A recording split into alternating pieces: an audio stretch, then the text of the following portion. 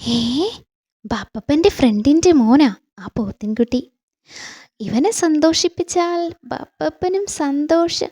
ഏ അയ്യോ, ഏ എന്തു പറ്റി മോനെ?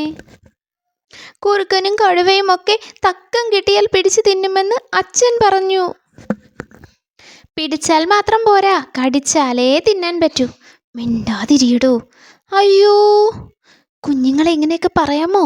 സത്യമാ, കടിച്ചാലേ പറ്റൂ, അല്ലെങ്കിൽ തൊണ്ടയിൽ കുടുങ്ങും.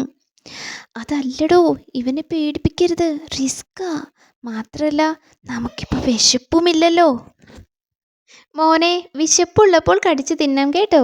പോയിട്ട് പിന്നെ വാ. അയ്യോ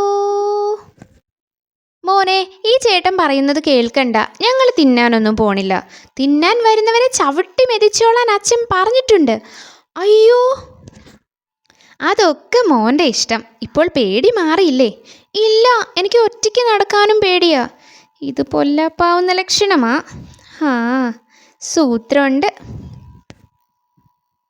അതിനെന്താ, മോൻ്റെ നിഴലിനെ ചങ്ങാതിയാക്കിക്കോ. നിഴൽ എപ്പോഴും കൂടെ ഉണ്ടാകുമല്ലോ. ഈ ചങ്ങാതിക്ക് ഒരു നല്ല പേരും കൊടുത്തോ. അത് കൊള്ളാം, സൂത്രൻ എന്ന് കൊടുത്തോ. സൂപ്പർ പേരാ. അത് വേണ്ട, ഹാ, ഇരുട്ടു എന്ന് പേരിട്ടോ. ഇരുട്ടു, ഇരുട്ടു മോനെ. ഇനി മോൻ പൊയ്ക്കോ, എൻ്റെ ഗുഹ എത്തി. ഇരുട്ടു, ഇതാണ് കുറുക്കൻ ചേട്ടൻ്റെ ഗുഹ. ഇരുട്ടുമോൻ വാ, നമുക്ക് ഈ ചേട്ടൻ്റെ ഗുഹയൊന്ന് കണ്ടിട്ട് പോകാം. ശല്യം ഒഴിഞ്ഞു പോകുന്നില്ലല്ലോ. അയ്യോ, ഇരുട്ടുവിനെ കാണാനില്ല.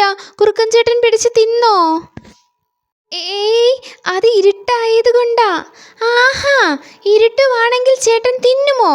ഇത്തരക്കാരെ ചവിട്ടി മെതിക്കാൻ അച്ഛൻ പറഞ്ഞിട്ടുണ്ട്. അയ്യോ, ഹേ ഇരുട്ടു, നീ പുറത്ത് നിൽപ്പുണ്ടായിരുന്നോ? വെറുതെ ആ ചേട്ടനെ ചവിട്ടി മെതിച്ചു. അയ്യോ അമ്മേ, എൻ്റെ നടുവേ.